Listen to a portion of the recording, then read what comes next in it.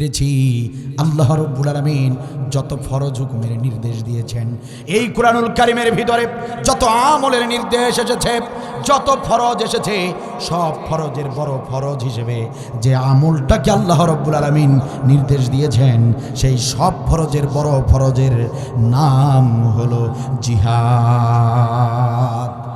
এই কুরআনুল কারীম গবেষণা করে আমি দেখেছি, এই কুরআনুল কারীম রিসার্চ করে আমি দেখেছি, এই কুরআনুল কারীমের ভিতরে নামাজের নির্দেশ এসেছে ৮২ বার, কুরআনুল কারীমের ভিতরে রোজার নির্দেশ এসেছে মাত্র ১৪ বার, এই কুরআনুল কারীমের ভিতরে হজ্জের নির্দেশ এসেছে মাত্র একবার, কুরআনুল কারীমের ভিতরে যাকাতের নির্দেশ এসেছে ৩৪ বার।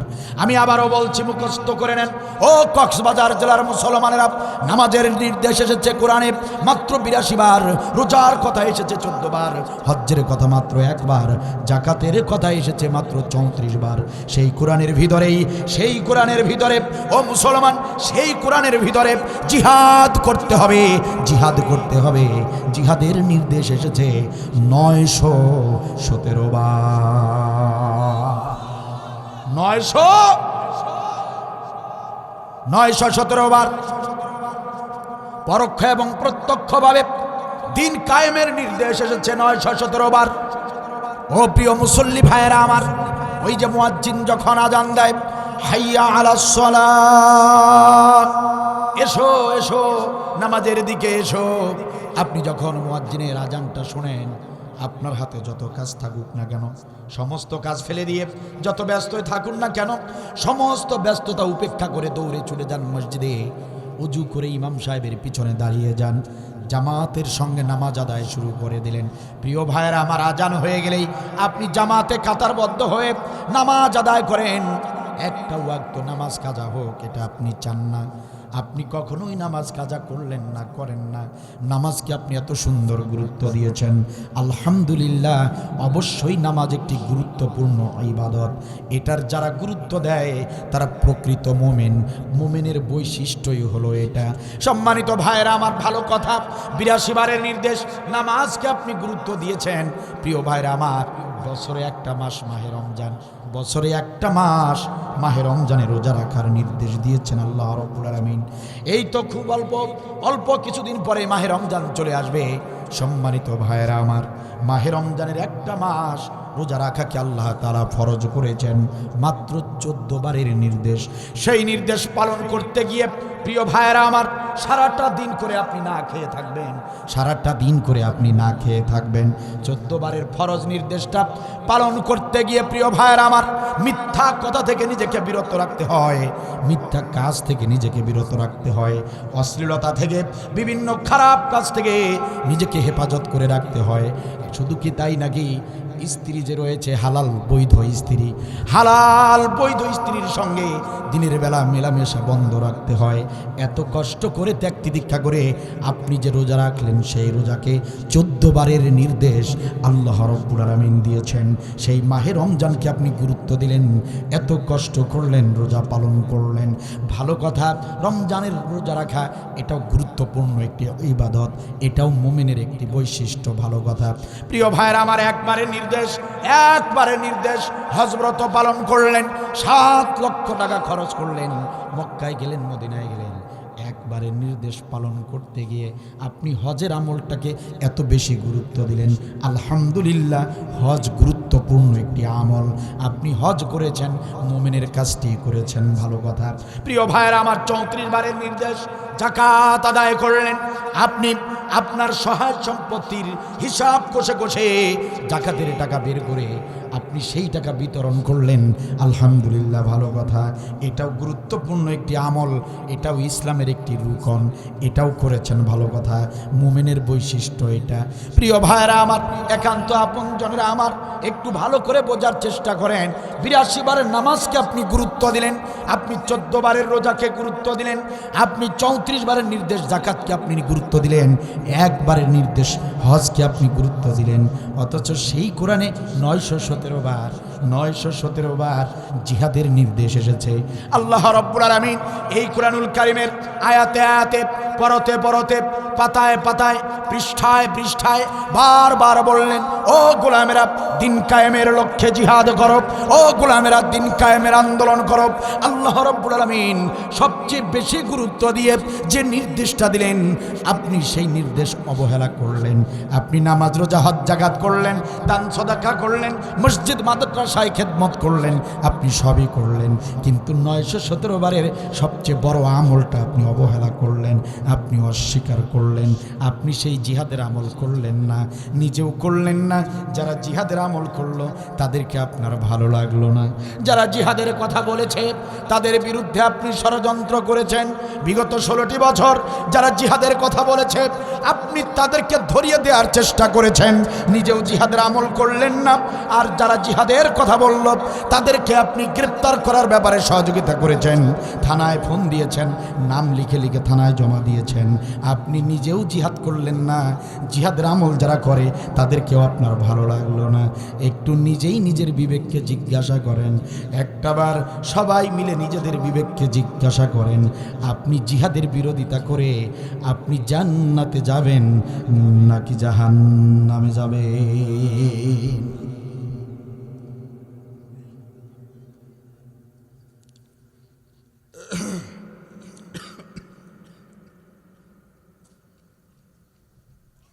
জিজ্ঞেস করছেন?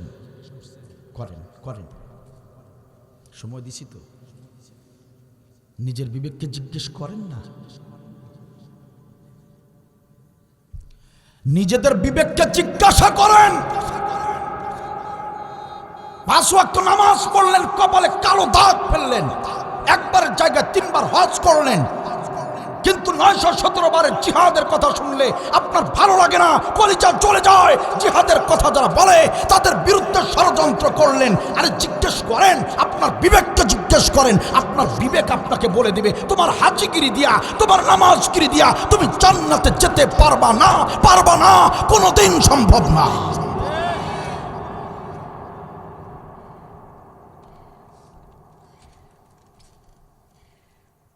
সূরা মুহাম্মদ খুলে দেখেন, সূরা মুহাম্মদ 1 নম্বর আয়াত। ফাসাদ্দু আন সাবিলিল্লাহি আদাল্লা আমালাহুম। কার কথা? এখনো কিন্তু হাদিস বলি নাই। কার কথা? পৃথিবীতে সব জায়গায় সব কিছুতেই ভেজাল আছে। আলেমদের ভিতরে ভেজাল আছে না নাই? ডাক্তারদের ভিতরে ভেজাল আছে না নাই? ইঞ্জিনিয়ারদের ভিতরে ভেজাল আছে না নাই? হাদিসের ভিতরেও কিছু কিছু হাদিসে ভেজাল আছে না নাই? আছে। কিন্তু কোরআনে কোনো ভেজাল আছে? কোরআনে কোনো ভুল আছে? থাকলেও 2-1টা ভুল থাকতে পারে, নাউজুবিল্লাহ। একটা ভুলও আছে কি? আপনাদের জবাব শুনে মনে হয় যে 2-4টা ভুল থাকতে পারে। আপনাদের জবাব শুনলে মনে হয় যে 2-1টা ভুল আছে। যেভাবে চুপ করে আছেন, কোরআনে কোনো ভেজাল আছে? কেন সবার মুখ খুলতে কষ্ট হয়?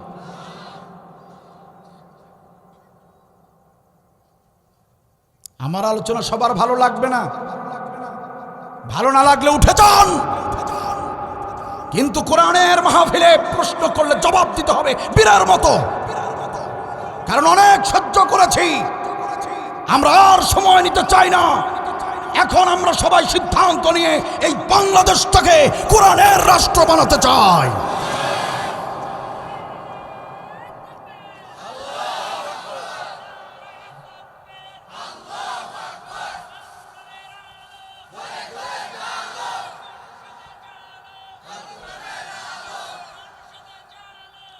মাশাআল্লাহ, মাশাআল্লাহ। মাশাআল্লাহ, জাযাকাল্লাহু খায়র। আল্লাহ আপনাদেরকে ইহকালীন এবং পরকালীন কল্যাণ দান করুন। আল্লাহ কি বললেন? ওয়াসাদ্দু আন সাবিলিল্লাহি আদাল্লা আমালাহুম। আল্লাহর কথার 19-20 হবে না, হেরফের হবে না, নড়াচড়া হবে না, সে আল্লাহর বক্তব্য, স্পষ্ট কথা। সাদ্দু আন সাবিলিল্লাহি আদাল্লা আমালাহুম। যারা দিন কায়েমের বিরোধিতা করবে, যারা ইসলামী আন্দোলনের বিরোধিতা করবে, বাধা দিবে, আদাল্লা আমালাহুম, আমি আল্লাহ তাদের সকল ভালো আমল ধ্বংস করে দেই। কথাকার অপরাধ শুধু একটা, আপনি জিহাদের বিরোধিতা করেছেন। অপরাধ কি? একটাই, আপনি জিহাদের বিরোধিতা করলেন, তো আল্লাহ বললেন আপনার সব আমল শেষ, ধ্বংস। 40 বছর ধরে যে নামাজ আপনি পড়েছেন, 30 বছর যে আপনি রোজা রেখেছেন, 50 বছরের এই জীবনে কত মানুষকে দান করেছেন, 50 বছরের এই জীবনে প্রতিবেশীকে কত সহযোগিতা করেছেন, 50 বছরের এই জীবনে কোরআনের মাহফিলে, মসজিদ, মাদ্রাসায় কত খেদমত দিয়েছেন, সব আমলগুলো একটা কাজের জন্য ধ্বংস হয়ে যাবে, সব আমল ধ্বংস হয়ে যাবে। কথা কার? যদি আপনি দিন কায়েমের ব্যাপারে বাধা দেন, সেই জিহাদ, সেই জিহাদ,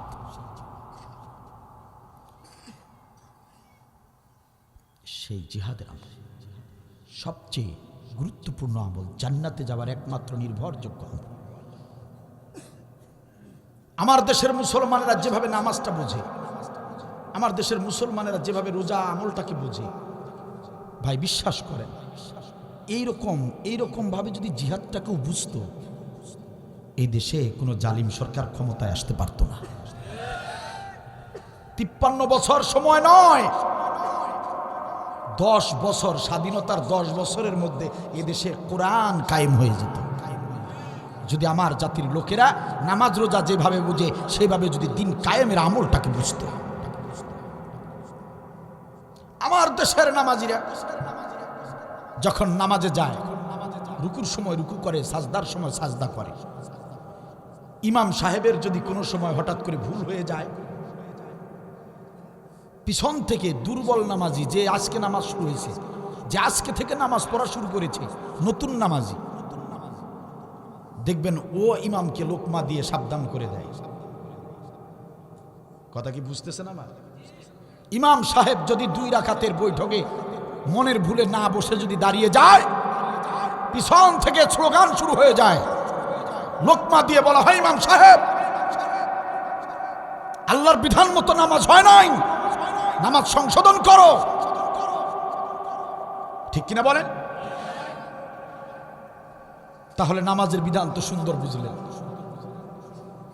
নামাজের বিধানে 19-20, আল্লাহর বিধানের 19-20 হলে আপনি এটা ছাড় দেন না, প্রয়োজনে নামাজ আরেকবার পড়ে নেন। ঠিক কিনা? মাহে রমজান মাসে আমার দেশের যে কোনো রোজাদারকে, রমজান মাসে যে কোনো রোজাদারকে মাথায় যদি বন্দুক ঠেকিয়ে, পিস্তল ঠেকিয়ে যদি বলা হয়, এ সলিমুদ্দিন, এ কলিমুদ্দিন, ইফতারের বাকি আছে 5 মিনিট, ইফতারের সময় বাকি আছে 5 মিনিট, তোকে এই মুহূর্তে ইফতার করতে হবে, নয়তো গুলি করে মাথার খুলি উড়ায় দেব। এটা যদি কোনো মাস্তান, কোনো গুন্ডা যদি কোনো রোজাদারকে বলে, আমার দেশের যে কোনো রোজাদার সে বুক ফুলিয়ে বলবে, মিয়া তুমি মাথায় গুলি করে খুলি উড়ায় দাও, কিন্তু 1 সেকেন্ড আগেও আমি ইফতার করবো না। ঠিক কিনা বলেন? করবেন? আপনারা করবেন? আপনাদেরকে যদি বলা হয় যে ইফতারের 5 মিনিট আগে আপনাদেরকে ইফতার করতে হবে, কে করবেন? আপনারা ইফতার কেউ করবেন? কেউ করবেন? কি বলবেন? মরতে রাজি আছি, রোজা ভাঙতে। তাহলে প্রমাণ হয়ে গেল আমার দেশের লোকেরা আল্লাহর বিধানটা সুন্দর বুঝেছে রোজার বেলায়। কি বিধান? যে আল্লাহর হুকুমে সাহারি খেয়েছি, আল্লাহর হুকুম যখন হবে ঠিক তখনই ইফতার করব। ঠিক কিনা বলেন? আল্লাহর হুকুম নামাজে বুঝলেন, আল্লাহর হুকুম রোজায় বুঝলেন, কিন্তু যখন নির্বাচন এসে যায়, সংসদ গঠনের সময় যখন এসে যায়, রাষ্ট্র তৈরি করার যখন সময় এসে যায়, নেতৃত্ব বাছাই করবার সময় যখন এসে যায়, আমার এই মুসলমানেরা যারা নামাজের আইন বোঝে, যারা রোজার আইন বিধান বোঝে, সেই নামাজিরা, সেই হাজিরা, সেই রোজাদারেরাই নির্বাচনের সময় আল্লাহর বিধান মতো নেতৃত্ব বাছাই করে না। ওই লোকেরাই, ওই নামাজিরাই, ওই মুসলমানেরাই নির্বাচনের সময় সমাজের সবচেয়ে খারাপ লোকটা, সমাজের সবচেয়ে মদারু, সমাজের সবচেয়ে তাসারু, সমাজের সবচেয়ে জুয়ারু, সমাজের সবচেয়ে বড় দুর্নীতিবাজ, সমাজের সবচেয়ে কোরআন বিরোধী, সমাজের সবচেয়ে দুশ্চরিত্র লোকটাকে সাপোর্ট দিয়া সংসদে পাঠিয়ে দেবার কারণে এই জাতির কপালে আগুন লেগেছে। কথা বলেন ঠিক কিনা? নামাজ রোজায় তুমি আল্লাহর বিধান মানবা? ছেলেকে বিয়ে করাতে গিয়া হুজুরের কাছে গিয়া বলবা, হুজুর ইসলামী বউ চাই, পর্দানশীলা মেয়ে চাই, 5 ওয়াক্ত নামাজি মেয়ে চাই। তুমি ইসলাম খুঁজবা শুধু তোমার আরামের বেলায়। বিয়ের সময় ইসলামী বউ খোঁজো, নেতৃত্ব বাছাইয়ের সময় ইসলামী নেতা কেন খোঁজো না? নির্বাচনের সময় ইসলামের কথা কেন মনে থাকে না? পাগলে কামড়াইছে। এইবার যদি জাতি সংশোধন না হয়, এবার 16 বছরের চাবুক পেটা হবার পরেও, অত্যাচার নির্যাতন সহ্য করার পরেও, এত অত্যাচারের পরেও যদি এই জাতির লোকেরা সংশোধন না হয়, আগের মতোই যদি ভুল করে, আল্লাহর কসম করে বলে যাচ্ছি, মিলায়া নিয়েন। আর দেখা হবে কি হবে না জানি না, মিলিয়ে নিবেন। এই জাতির কপালে হাসিনা সরকারের চেয়ে বড় জালিম এই বাংলাদেশে আল্লাহ নিজে চাপিয়ে দিবেন। কথা মিলিয়ে নেবেন। সব বুঝলেন, জিহাদ বুঝলেন না। বাথরুম টয়লেটের পর্যন্ত বিধান আল্লাহ দিয়েছে, দেয় নাই? হুজুর দেয় নাই? টয়লেটে ঢুকবেন কোন পা দিয়া, বের হবেন কোন পা দিয়া, বিধান কার? মিয়া, তোমার বাথরুম টয়লেটের বিধান আল্লাহ দিয়েছে। এত ছোট কাজ, এর চেয়ে বড়, এর চেয়ে ছোট কাজ আছে? সেটার বিধানও আল্লাহ দিয়েছে। মিয়া, তুমি নির্বাচনে কাকে তুমি নেতা বানাবা, সেই বিধান বুঝি আল্লাহ দেয় নাই?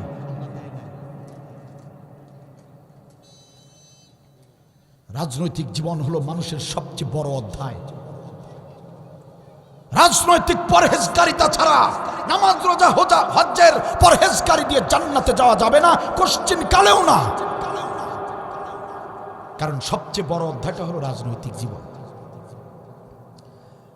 আপনি 5টা বছর কি দিয়ে ভাত খাবেন? 5টা বছর আপনি ভালো চলবেন না খারাপ চলবেন? আগামী 5টা বছর আপনার ছেলেমেয়েরা ইসলামী শিক্ষায় শিক্ষিত হবে নাকি অন ইসলামিক শিক্ষায় শিক্ষিত হবে? আগামী 5টা বছর মোবাইল অ্যান্ড্রয়েড ফোনগুলোতে ল্যাংটা নাচ গান চলবে নাকি কোরআন হাদিস চলবে? আগামী 5টা বছর আপনার দেশে খুন খারাপি হবে না শান্তি হবে? আগামী 5টি বছর আপনার দেশের কৃষকরা ফসলের ন্যায্য মূল্য পাবে না সিন্ডিকেটরা দালালি করে টাকা তুলে নেবে? সব কিছু নির্ধারণ হয় রাষ্ট্রের উপর, রাজনৈতিক রাষ্ট্র ব্যবস্থার উপর। আপনি মসজিদে নামাজ পড়বেন আগামী 5 বছর, নাকি আপনাকে বাইরে নামাজ পড়তে হবে? আপনি প্রকাশ্যে নামাজ পড়বেন নাকি গোপনে পড়তে হবে, নির্ধারণ করে আপনার রাষ্ট্র ব্যবস্থা। সেই রাষ্ট্র ব্যবস্থার বেলায় আপনি কাফের, আপনি মুনাফিক, আর আপনি নামাজের বেলায় পাক্কা মুমিন। ভাবছেন জান্নাতে যাবেন? ওয়াল্লাহি, আল্লাহ নামের কসম করে বলছি, যদি কেউ জিহাদের আমলকে অবহেলা করে, দিন কায়েমের বিরোধিতা করে, নামাজ রোজা হজ যাকাত দিয়ে যদি জান্নাতে যায়, আল্লাহর কোরআন মিথ্যা হয়ে যাবে।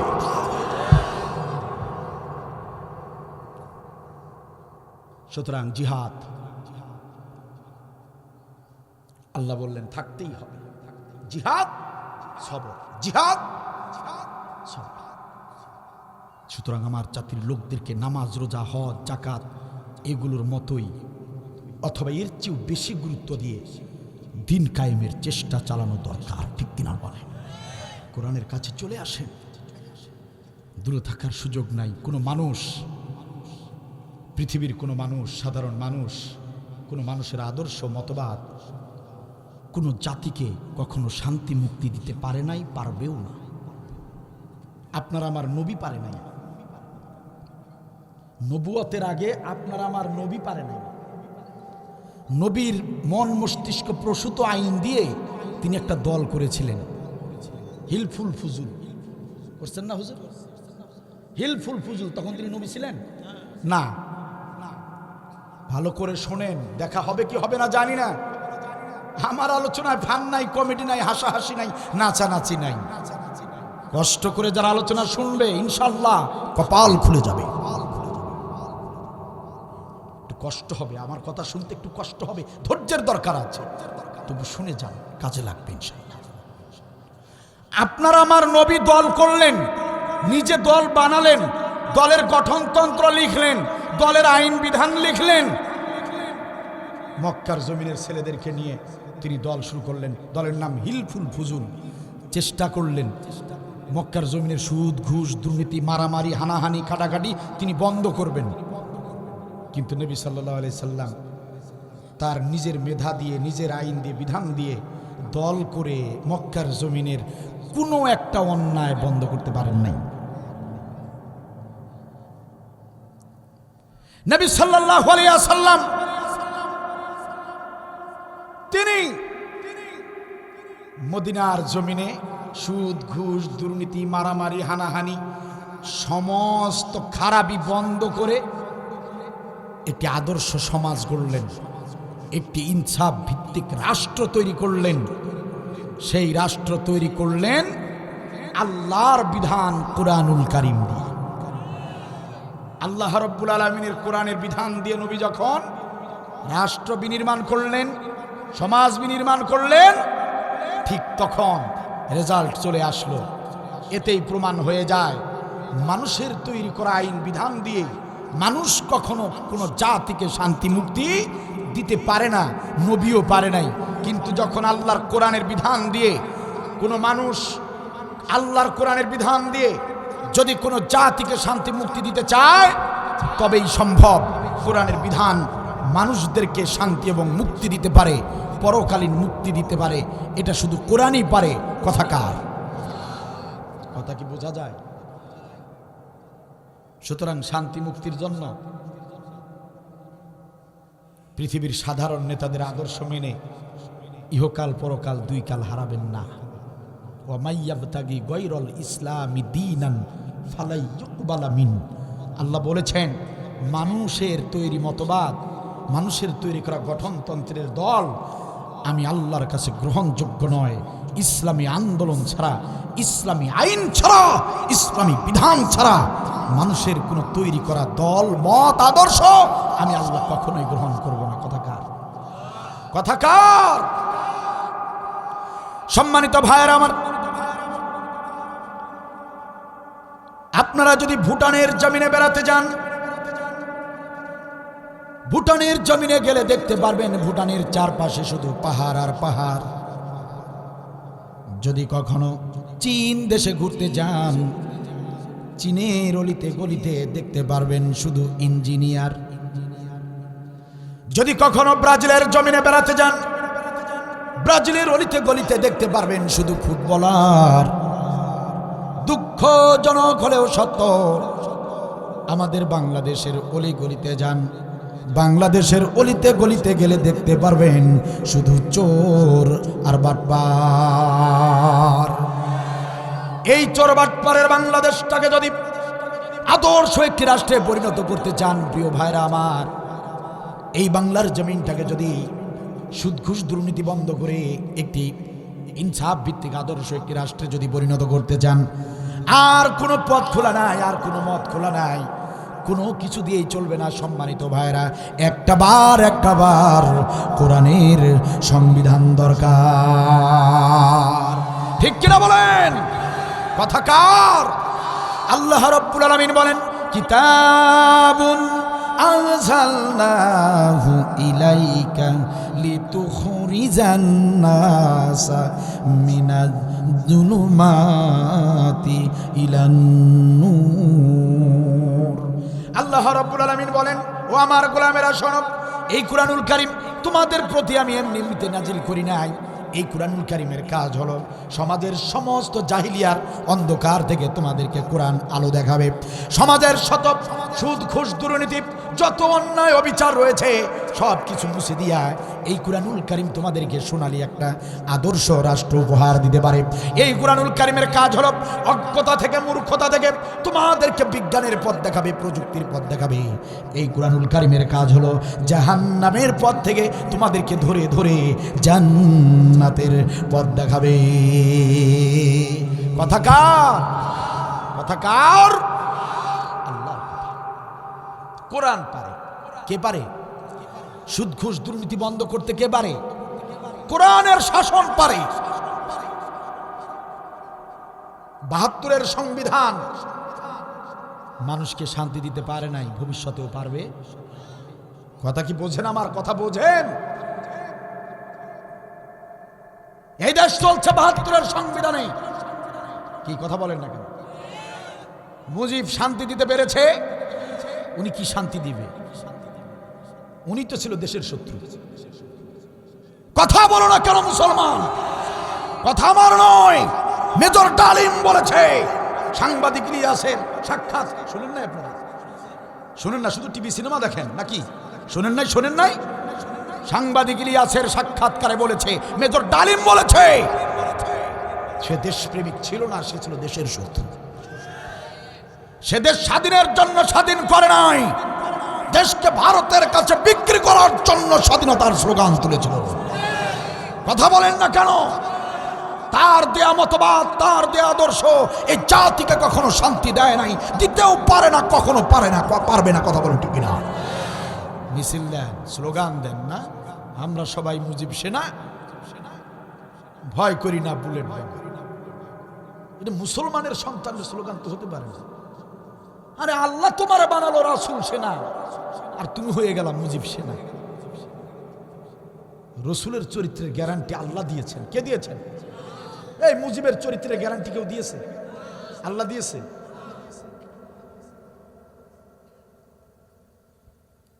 জামাত ইসলামীর ভাইরা, বিএনপির ভাইরা, আওয়ামী লীগের ভাইরা, জাতীয় পার্টির ভাইরা, চরমোনাই পীর সাহেবের ভাইরা, মনে কষ্ট নেবেন না, স্পষ্ট ভাষায় বলছি, শুনে নেন।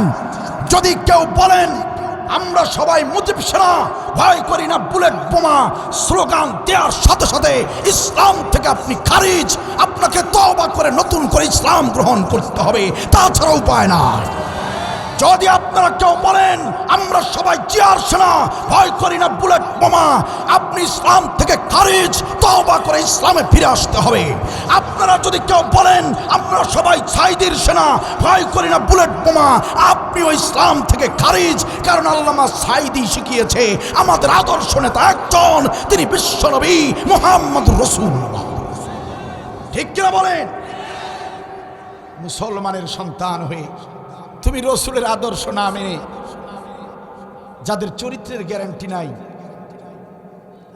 সাধারণ মানুষ যাদের আদর্শ মানা হারাম, কথা বলেন না কেন, তাদেরকে আপনি আদর্শ বানিয়ে আবার বলতেছেন যে মুজিবের আদর্শের পক্ষে লড়াই করেই যাব।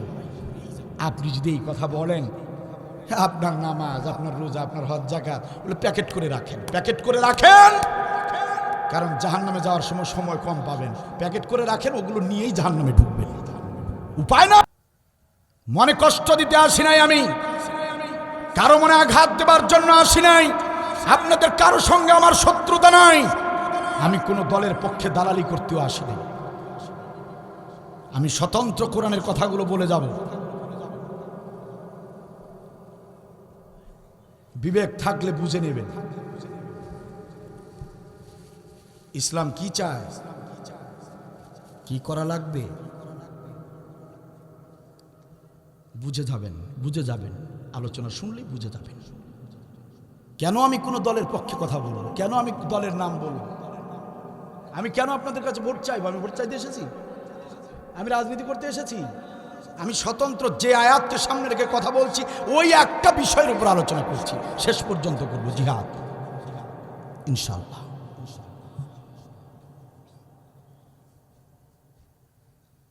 সুতরাং একমাত্র শুধুমাত্র নবীর আদর্শ গ্রহণ করুন। কারণ আপনারা দুনিয়াতে যার আদর্শ গ্রহণ করবেন, কাল হাসরের ময়দানে তার কাতারে দাঁড়াতে হবে। কথা কি বোঝা যায়? আপনি যদি আমার আদর্শ গ্রহণ করেন, আমি আব্দুল বারী যদি জাহান্নামী হই, আপনাকেও জাহান্নামে যেতে হবে, ঠিক না? তাহলে আপনি আব্দুল বারীর কাতারে কেন দাঁড়াবেন বলেন? দাঁড়াতেই যদি হয় কারো কাতারে, রসুলের কাতারে দাঁড়াবেন। কারণ রসুল জান্নাতে না গেলে কোনো নবী কোনো কেউই জান্নাতে যেতে পারবে না। তাহলে যদি দাঁড়াতেই হবে, কার পিছনে দাঁড়াবেন? তা আমার জাতির লোকেরা কেন এই কথাটা বোঝে না? এই বোকামি কেন করে? দল যদি করতে হয় রসুলের দল করব। হাসরের ময়দানে কারো পিছনে দাঁড়াতে হলে রসুলের পিছনে দাঁড়িয়ে যাব। চিন্তার কোনো কারণ থাকবে? তা আপনি যে আব্দুল বারীর পিছনে দাঁড়াইছেন, আব্দুল বারীর জান্নাতের গ্যারান্টি আছে? আছে? এগুলো বললে আমাদের কিছু ভাইয়েরা বলে আমরা ভোট চাইতে আসছি। আব্দুল বারী আসছিল গত রাতে, কিসের ওয়াজ? না ওয়াজ না, ভোট চাইতে আসছিল। আরেকজন চা খাবে আর বলবে, আরে মিয়া যা শুনলাম, কোন কোরআন হাদিস কিচ্ছু নাই, পুরো আলোচনা রাজনীতি। বলবে, কাল সকালে বলবে। আমরা আমার জাতির লোকদেরকে বুঝাতে পারি না। স্বতন্ত্র ডিরেক্ট কোরআন থেকে কথা বলছি, অপ্রাসঙ্গিক কোনো কথা বলি না, আমি বলছি না। দিন কায়েমের জন্য চেষ্টা চালাতে হবে। নির্দেশ কার? ফিরে আসতে হবে কোরআনের কাছে, কোরআনের বিধান মতো আপনাকে চলতে হবে। কারণ ব্যক্তিগতভাবে আপনি কোরআনের বিধান মানতে পারবেন না, সম্ভব না। পারবেন? পারবেন? চাকরি করে রিটায়ার্ড পারসন আছেন না এখানে? আপনি হালাল কাজ করেছেন, ঘামে ঝরার টাকা, আপনারই বেতনের টাকা জমা করে রাখা হয়েছে রিটায়ারমেন্ট দেওয়ার জন্য, ঠিক কিনা? আমার ভাষা কি বুঝতে কষ্ট হয় আপনাদের? আপনি 40টা বছর সরকারের কাজ করেছেন, 40টা বছর আপনার বেতনের একটা অংশ জমা করে রাখা হয়েছিল, চাকরি শেষে আপনাকে দিবে বলে। ওটা কার প্রাপ্য? আপনার প্রাপ্য। আপনি নামাজি মানুষ, হাজি মানুষ, পরহেজগার মানুষ, কারো 1 টাকার ক্ষতি জীবনে করেন না। কথা কি বুঝতেছেন আপনি? আপনি এখন রিটায়ারমেন্টের টাকাটা নেওয়ার জন্য জানতো অফিসে। আপনি যে পরহেজগারি দেখাইতেছেন, আপনি যে ইমানদারি দেখাইতেছেন, আপনার দেশটা কোরআনের হবার না কারণে, কোরআনের দেশ না হবার কারণে, ইসলামী রাষ্ট্র না হওয়ার কারণে আপনি যত বড় পরহেজগার হন, আপনার প্রাপ্য টাকা আপনি যে নিবেন, কয়েক লক্ষ টাকা আপনি পাবেন, নিয়ত করছেন হজ করবেন ওই টাকা দিয়ে। আমি কি অবাস্তব কথা বলতেছি? এই আপনার টাকাটা তুলতে যান, মিয়া পায়ের স্যান্ডেলের তলা ঘষে ঘষে শেষ হয়ে যাবে। আপনাকে ওই রিটায়ারমেন্টের টাকা তারা ফাইল সই করে দিবে না যতক্ষণ না আপনি তাদেরকে ঘুষ দিবেন। আপনার ন্যায্য টাকা আপনি পেতে গেলে ঘুষ দিতে হয়। এটা আমার দেশ। কথা বলেন না কেন? কথা বুঝতেছেন আমার? আপনার ন্যায্য টাকা আপনি পাবেন, সেটা পেতে গিয়ে ঘুষ দিতে হয়। ইমাম সাহেবকে বললে, খতিবকে বললে, আব্দুল বারীকে বললে আপনার রিটায়ারমেন্টের টাকা এনে দিতে পারবে? কথা বলেন না কেন? পারবে? ব্যবস্থা কার? সরকারের। কার? সরকারের রাষ্ট্র ব্যবস্থা এটা। তা আপনি কেমনে ইমানদার হবেন? আপনি তো বাধ্য হয়ে ঘুষ দিবেন। এই যে টুপি পাঞ্জাবি পাগড়ি পরে পরে আলোচনা করছি, প্রত্যেকটা জামা কাপড়ে সুদের টাকা জড়িত। কথা কি বুঝতেছেন আমার? সুদের টাকা জড়িত। আমি ব্যক্তিগতভাবে সুদ খাই না, কিন্তু আমার দেশের অর্থ ব্যবস্থা সুদভিত্তিক। আমার দেশের প্রত্যেকটা গার্মেন্টস কোম্পানি কোটি কোটি টাকা সুদের উপরে চলছে। প্রত্যেকটা গার্মেন্টস কোম্পানি সুদের টাকা লোন নিয়ে আপনার আমার এই যে যা পড়ছেন, টুপি পাঞ্জাবি আতর, সব সুদের টাকা তৈরি। কেমনে আপনি ইমানদার হবেন পরিপূর্ণভাবে? সম্ভব নয়। আল্লাহ বলেন, গোলাম দিন কায়েম কর, পরিপূর্ণ ইমানদার হয়ে যাবে। হাজী সাহেবরা হজ করতে যায় 60 বছর বয়সে। আমার দেশের হাজিরা বৃদ্ধ ভাতা যখন ওয়াজিব হয় তখন হজের কথা মনে হয়। সারা পৃথিবীর দেশগুলোর যুবক মানুষেরা হজে যায়, আর আমার দেশের বাংলাদেশের মুসলমানেরা যখন হাঁটতে ফিরতে কষ্ট, বুড়া বয়সে যায় হজ করার জন্য। প্রিয় ভাইরা আমার, সারাটা জীবনের তামাম জিন্দেগির গুনাহ খাতা মাফ করবে বলে হজ করার জন্য 7 লক্ষ টাকা খরচ করে আমাদের দেশের হাজিরা যখন শাহজালাল এয়ারপোর্টে গিয়ে দাঁড়ায়, বিমানের ভিতরে ঢুকতেই তাকিয়ে দেখে বিমানের ভিতরে সুন্দরী সুন্দরী সুন্দরী সুন্দরী হাফ প্যান্ট পরা, টাই পরা, শার্ট পরা বিমানবালা। হাজী সাহেবরা প্রথমেই সুন্দরী মেয়েদেরকে দেখেই বেড়ে যায় অন্তরে যৌবনের জ্বালা। নাউজুবিল্লাহ বলবেন হুজুর এভাবে বললেন? প্রিয় ভাইরা আমার, এজন্যই বললাম হাজী সাহেবের বয়স 60 হতে পারে, 70 হতে পারে। হযরত ওমর বলেছেন পুরুষ মানুষের যৌবন মৃত্যুর আগে শেষ হয় না। পুরুষ মানুষের বয়স 70 হতে পারে, 80 হতে পারে। তার সামনে যদি বেগানা অশ্লীল পোশাকে কোনো নারী যদি সামন দিয়ে যায়, তার মনের ভিতরে এক মুহূর্তের জন্য কাম ভাব তৈরি হয়ে যায়, যৌবনের ইচ্ছা জেগে যায়। যদি তার ভিতরে পুরুষত্ব থাকে তাহলে অবশ্যই তার ভিতরে কাম ভাব জাগবে। কিন্তু যদি সে হিজড়া হয় অথবা যদি কাপুরুষ হয় তবে তার এরকম কাম ভাব জাগবে না। তার মানে বোঝা গেল বয়স আপনার আমার 70 হতে পারে, বয়স 60 হতে পারে, কিন্তু বেগানা নারী দেখলেই আমাদের চোখেরও জিনা হয়, আমাদের মনেরও জিনা হয়ে যায়। যদি পাইতাম, অথবা এইটুকু যদি মনে মনে ভাবতেন, যদি যুবক থাকতাম।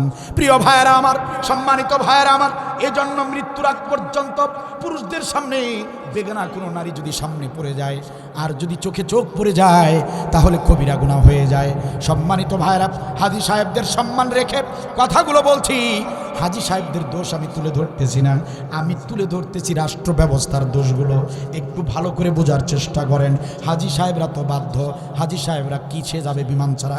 কোনো উপায় আছে নাকি? হাজী সাহেবরা বিমানে ওঠার পরেই দেখতে পায় সুন্দরী সুন্দরী প্যান্ট পরা, শার্ট পরা, একদম টাইট ফিট টাই পরা এরকম সুন্দরী সুন্দরী মেয়েরা দাঁড়িয়ে থাকে।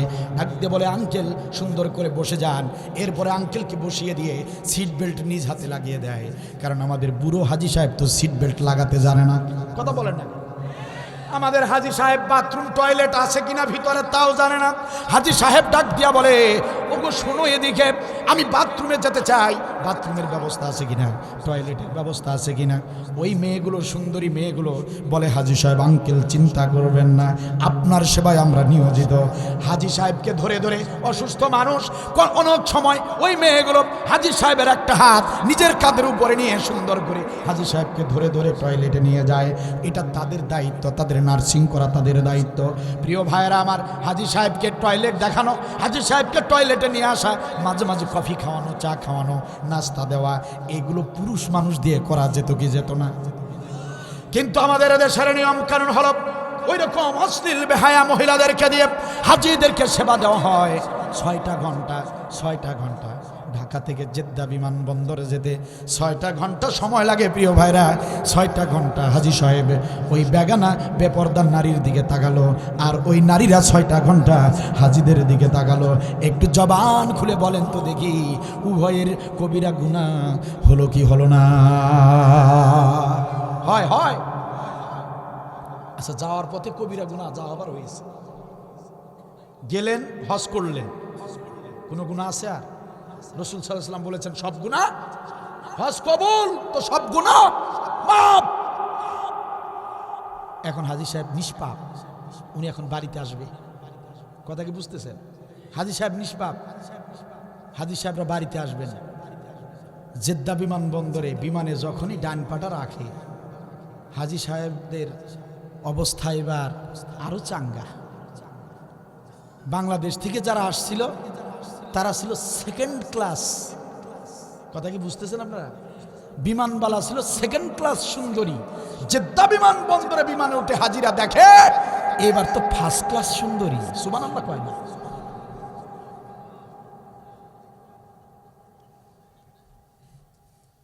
সুবহানাল্লাহ কইছেন? কোন জায়গায় কি কোয়া লাগে, কি সমাচার আমি তো কিছু বুঝতেছি। এখানে হাজী সাহেবদের কোনো দোষ আছে? হাজী সাহেবরা বাধ্য, হাজী সাহেবরা বাধ্য। সরকারি গুনাহ, এগুলো কি গুনাহ হুজুর? এগুলো কি গুনাহ? সরকারি গুনাহ। আপনি কেমনে বাঁচবেন? সরকারি গুনাহ যদি থাকে দেশে, আপনি কেমনে বাঁচবেন? সরকারি আইন নামেন, আপনার উপায় আছে? সম্মানিত ভাইরা, নিষ্পাপ আমাদের হাজী ভাইরা, 7 লক্ষ টাকা খরচ করা মানে কি? জীবনের হালাল উপার্জিত ঘামে ঝরা টাকাগুলো খরচ করে গিয়েছে গুনাহ মাফের আশায়, ঠিক কিনা বলে?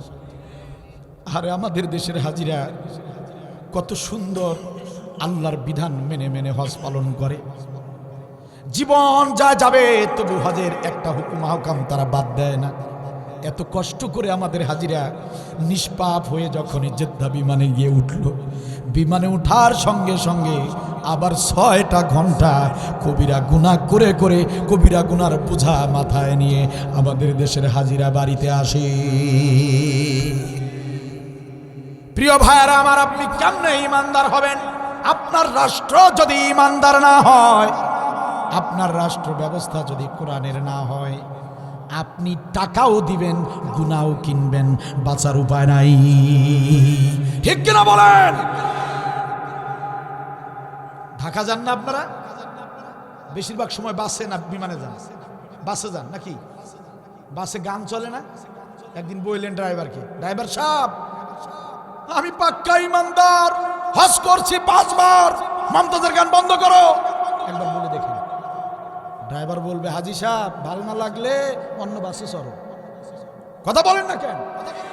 ড্রাইভার যদি না বলে, আপনার পাশের সিটের ব্লুটুথ বয় অন্য যাত্রীরা বলবে, চাচা মিয়া ইমানদারি বাইরে করেন, ও ড্রাইভার ডিজে লাগাও ডিজে।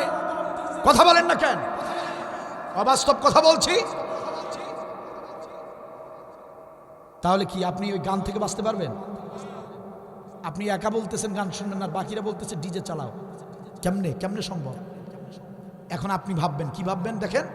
আরে শোনান, ওই গান শুনে শুনে ওই বাসটা যদি অ্যাক্সিডেন্ট হয় না আমাদের দেশে?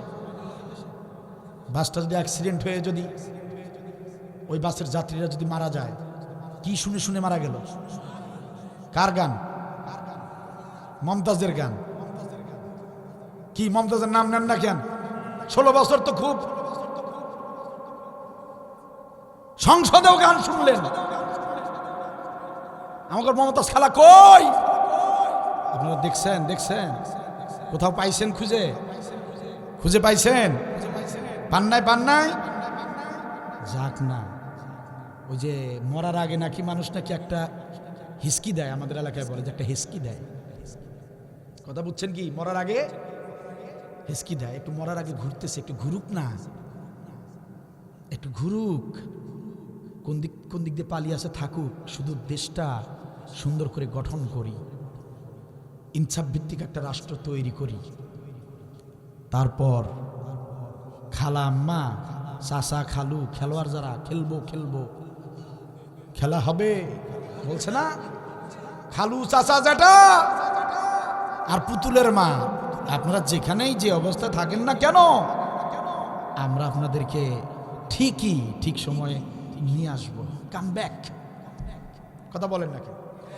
আনবো। সেই সময় বেশি দূরে নয়, শুধু আপনারা যদি আমাদের সাথে থাকেন, আর যদি সাথে না থাকেন,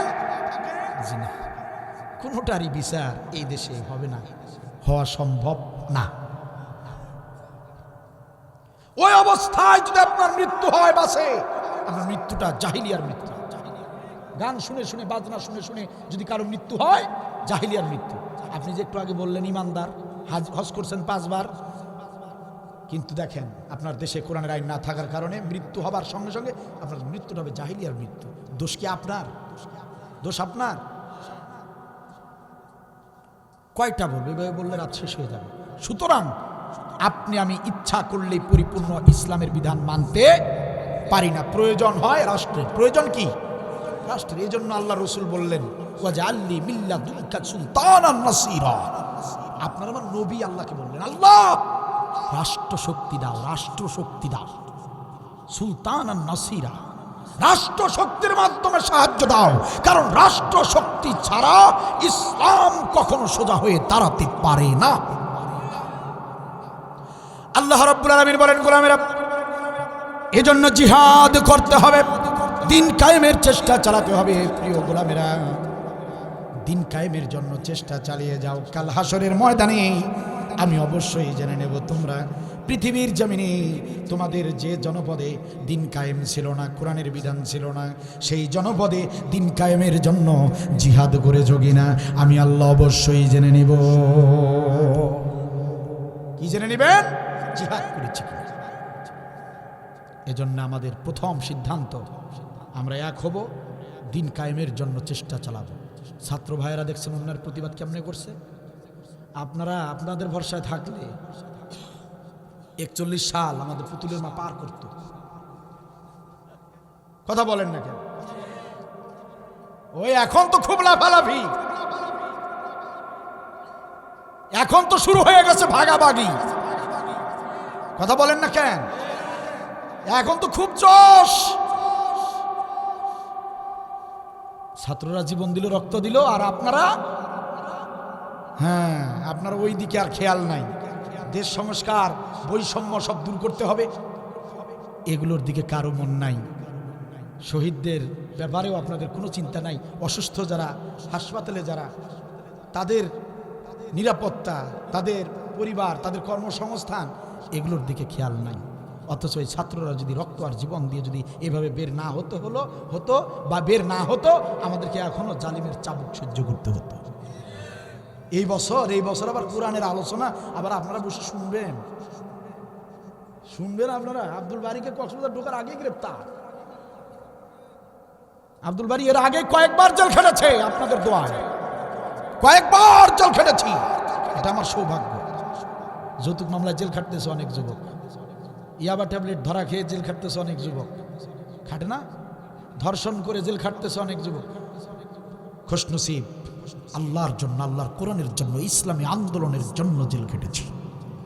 যারা ইসলামী আন্দোলনের জন্য জেল খাটেন নাই, তারা এই মজা বুঝবেন না। এটা ওয়াজের জিনিস না। সুযোগ ছিল জালিমের সময়ে, যদি কাজে লাগাইতেন, দিন কায়েমের কাজ করলে জেলে যাওয়ার সুযোগ পাইতেন। এখন আর পাবেন না। ঠিক কিনা বলেন? এখন পাবে? সুযোগ হারায় ফেলছেন ভাই, সুযোগটা হারায় ফেলছেন। ওরা ছাত্র মেরে চেয়েছিল থাকতে ক্ষমতায়, ওরা আলেম মেরে চেয়েছিল থাকতে ক্ষমতায়, থাকিতে পারে নাই। আলেমরা পালায় না, জালেম পালায়। আলেমরা তো পালায় না, জালেম পালায়। ঠিক কিনা বলেন? এই গানটা আমি এই জালিমের পতনের পরেই লিখেছি। আমার লেখা, আমার সুর করা। আমি প্রথম এই সঙ্গীতটা যখন এক মাহফিলে গাইলাম, মোটামুটি বিভিন্ন জায়গায় গানটা ছড়িয়ে পড়ে। একজন আমাকে ফোন দিয়ে কয়, হুজুর একটা কথা বলি, আপনার সাথে কথা আছে। আমি বললাম, জি বলেন। ইউটিউব থেকে আমার নাম্বার নিয়েছে। বললাম বলেন। বলে যে, হুজুর আপনি যে সঙ্গীতের মধ্যে বলছেন যে আলেমরা পালায় না, জালেম পালায়, কোন জালিম আবার পালাইছে? আমি বললাম, কেন জানেন না? পুতুলের মা পালাইছে। কয়, হুজুর দেখেন, এটাকে তো পালানো বলা যাবে না। আমি বললাম যে কেন পালানো বলা যাবে না? কয়, হুজুর আপনি একজন আলোচক মানুষ, বক্তা মানুষ, তাও যদি আপনাকে বুঝাইতে হয়, আপনারা আমার নবী মুহাম্মদ সাল্লাল্লাহু আলাইহি ওয়াসাল্লাম মক্কা থেকে যে মদিনায় গিয়েছিলেন, এটা কি পালানো বলে? আমি বললাম, না, ওটা তো হিজরত। কয়, তা আমাদের পুতুলের মাও হিজরত করছেন। বাস্তব কথা আমাকে ফোন দিয়ে বলতেছে, আপনি আর পালানোর কথা বলবেন না, কারণ আমাদের নেত্রী হিজরত করছে। তাই আমি বললাম যে, মুফতি সাহেব আপনার ফোন নাম্বারটা কি এটাই? যদি কোনো মাসলা আমার লাগে আপনাকে একটু ফোন দিয়ে আপনার কাছে শুনে নেব। হুজুর তিরস্কার করলেন? বললাম, না তিরস্কার না, আপনার মতো মুফতি মুহাদ্দিস এই জীবনে আমি শুনি নাই, দেখিও নাই। ওরা ছাত্র মেরে চেয়েছিল থাকতে ক্ষমতায়, ওরা আলেম মেরে চেয়েছিল থাকতে ক্ষমতায়, থাকিতে পারে নাই। আলেমরা পালায় না, জালেম পালায়। আলেমরা তো পালায় না, জালেম পালায়। সময় ছিল ৪৫ মিনিট, গণভবন না ছাড়িলে হইতো রে ফিনিশ। ঠিক না, ঠিক না?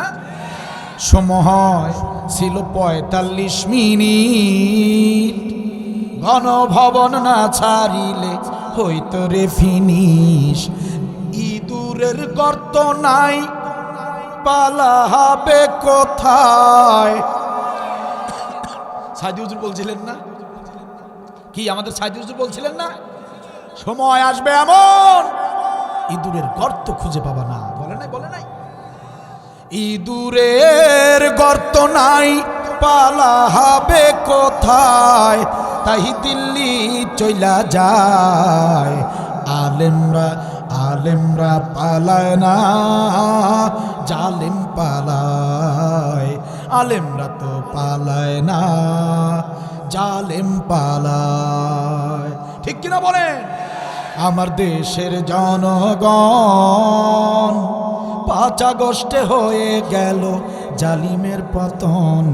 আমার দেশের জনগণ ৫ আগস্টে হয়ে গেল জালিমের পতন। ওরা ছাত্র মেরে চেয়েছিল থাকতে ক্ষমতায়, ওরা আলেম মেরে চেয়েছিল থাকতে ক্ষমতায়, থাকিতে পারে নাই। আলেমরা তো পালায় না, জালেম পালায়। আলেমরা তো পালায় না।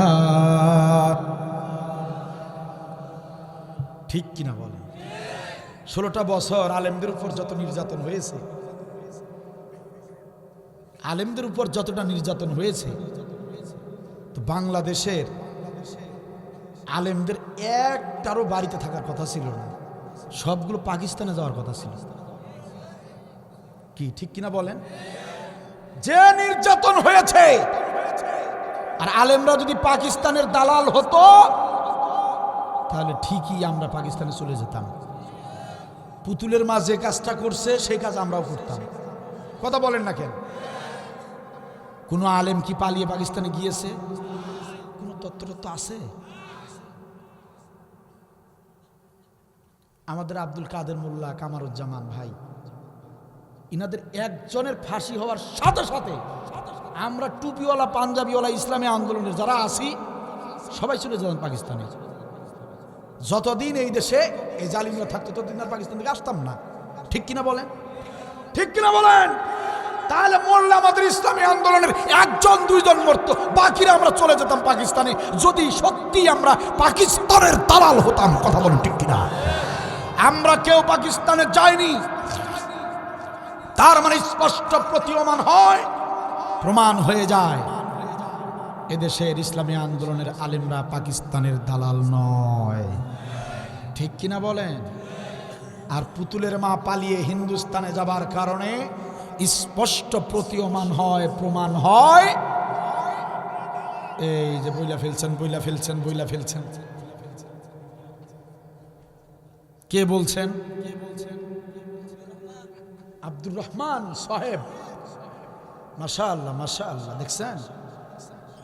হ্যাঁ, হিন্দুস্তানের দালাল, এটা প্রমাণ হয়ে গেছে। ঠিক কিনা বলে? হিন্দুস্তানি রাজাকার ওরা, প্রমাণ হয়ে গেছে। ঠিক কিনা বলে? হ্যাঁ। তো উনি যাবার পরেই কি মানুষ রে ভাই, এদেশে থাকতেও, ক্ষমতায় থাকতেও যখন তখন মিথ্যা কথা বলছে, পালিয়ে যাবার পরেও স্বভাবটা ছাড়ে না। পুতুলের মা কি বললো যে চট করে উনি আসবেন, আমরা সেই অপেক্ষায় থাকলাম। দেশেও যেরকম ছিল, ভারতে গিয়েও ঠিক একই স্বভাব, মিথ্যা কথা ছাড়লো না। চট করে আসতে চায় নাই, বলে নাই যে চট করে ঢুকে পড়বো বাংলাদেশে। আসছে, আসছে, পুতুলের মা আসছে।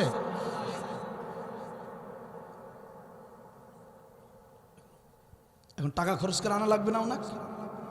কথা বলে না? কে আনতে হবে না দেশে? কথা বলে না? আনবো না, আনবো না?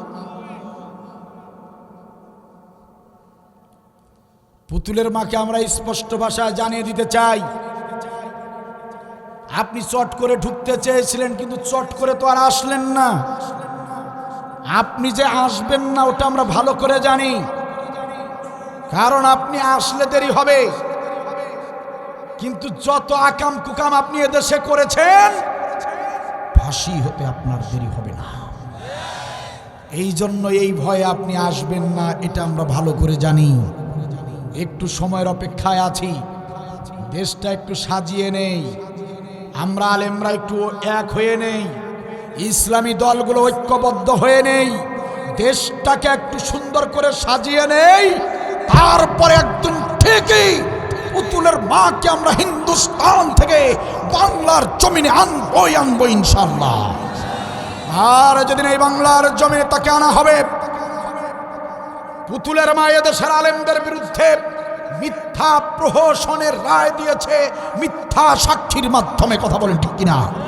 কিন্তু আমরা এই অবিচার তার সাথে করব না, আমরা সত্য সাক্ষীর মাধ্যমেই তাকে ফাঁসিতে ঝুলাবো ইনশাআল্লাহ।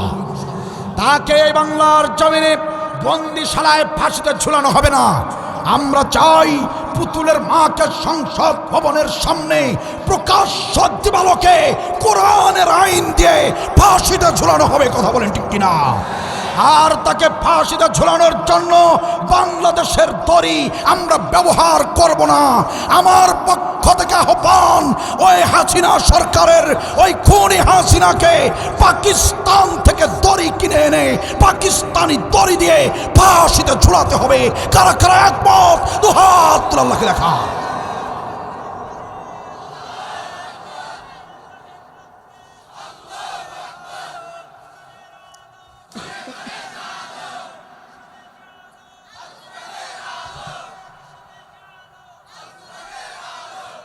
মাশাআল্লাহ, জাযাকাল্লাহু খায়র।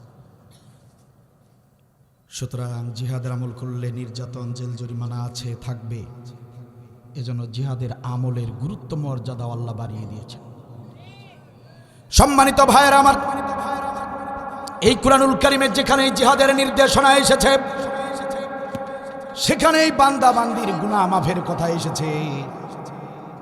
যেখানেই আল্লাহ জিহাদের কথা বলেছেন, সেখানেই বান্দা বান্দির জন্য জাহান্নামকে হারাম করে দিয়েছে। ইয়া আইয়ুহাল্লাযীনা আমানু হাল আদুল্লুকুম আলা তিজারাতিন তুজিকুম মিন আযাবিন আলীম। ও আমার গোলামেরা শোনো, ও ইমানদাররা শোনো, আমি আল্লাহ তোমাদের কি এমন একটা ব্যবসার কথা কি বলবো না, এমন একটা আমলের কথা কি বলবো না, যে আমলটা করলে, যে ব্যবসাটা করলে তুজিকুম মিন আযাবিন আলীম, জাহান্নামের আগুন তোমাদের জন্য হারাম হয়ে যাবে। সুবহানাল্লাহ বলেন। যে আমলটা করলে জাহান্নামের আগুন হারাম করে দিবেন কে? কথা কার? তুমিনুনা বিল্লাহি ওয়া রাসূলিহি ওয়া তুজাহিদুনা ফি সাবিলিল্লাহ। আমলটা হলো ঈমান আনার পর ও গোলামেরা দিন কায়েমের জন্য জিহাদ করো। দিন কায়েমের জন্য যদি জিহাদ করো, আমি আল্লাহর ঘোষণা, জাহান্নামের আগুন তোমাদের জন্য হারাম করে দিব। কি সুন্দর কথা, কি সুন্দর কথা। জিহাদের আমল করবেন, জাহান্নামের আগুন থেকে রেহাই পেয়ে যাবেন। কথা কার? আল্লাহ রাব্বুল আলামিন বললেন, গোলামেরা, হাসিনা সরকার তোমাকে জঙ্গি বলে, মোদি সরকার তোমাকে সন্ত্রাস বলে, তোমাদেরকে অপবাদ দেয়, তোমাদেরকে ধর্ষণকারী বলে, তোমাদেরকে মানবতা বিরোধী বলে, তোমাদের বিরুদ্ধে স্লোগান দেয়, শাহবাগীরা তোমাদের বিরুদ্ধে নাচানাচি করে, তোমাদের ছবিতে আগুন লাগিয়ে দেয়, তোমাদের গলায় জুতার মালা পরিয়ে দেয়, তোমাদের ছবিতে এতভাবে এইভাবে তোমাদেরকে অসম্মান করে। ওরে গোলাম, ওই সারা পৃথিবীর জালিমদের দিকে তাকিও না। ওই জালিমরা তোমাদেরকে থুতু দিক, তোমাদেরকে ঘৃণা করুক, তোমাদেরকে যতই খারাপ ভাবুক রে গোলাম, চিন্তা করো না গোলাম, মন খারাপ করো না। সারা পৃথিবীর মানুষরা তোমাকে খারাপ ভাবতে পারে, সারা পৃথিবীর মানুষরা তোমাকে থুতু দিতে পারে, কিন্তু তুমি জিহাদের আমল করার কারণে আমি আল্লাহর কাছে সবচেয়ে বেশি প্রিয়। সুবহানাল্লাহ বলেন। আমার আল্লাহ বলেন, গোলাম শোনো শোনো, আমি আল্লাহর পক্ষ থেকে ঘোষণা শোনো, ইন্নাল্লাহা ইউহিব্বুল্লাযীনা ইউকাতিলুনা ফি সাবিলিহি সাফফান কান্নাহুম বুনিয়ানুম মারসুস। আল্লাহ রাব্বুল আলামিন বলেন, গোলাম রে, ইন্নাল্লাহ, নিশ্চয় আমি আল্লাহ, ইউহিব্বুল্লাযিনা, ওই গোলামদেরকে ভালোবাসি, ওই লোকদেরকে আমি ভালোবাসি, ইউকাতিলুনা ফি সাবিলিল্লাহ, দিন কায়েমের জন্য আল্লাহর পথে যারা লড়াই করে, আল্লাহর পথে যারা সংগ্রাম করে, দিন কায়েমের জন্য যারা চেষ্টা চালায়, আমি আল্লাহ ওই গোলামকে সবচেয়ে বেশি মহব্বত করি। সুবহানাল্লাহ। বাড়িতে গিয়ে বললেন, কি সুন্দর কথা।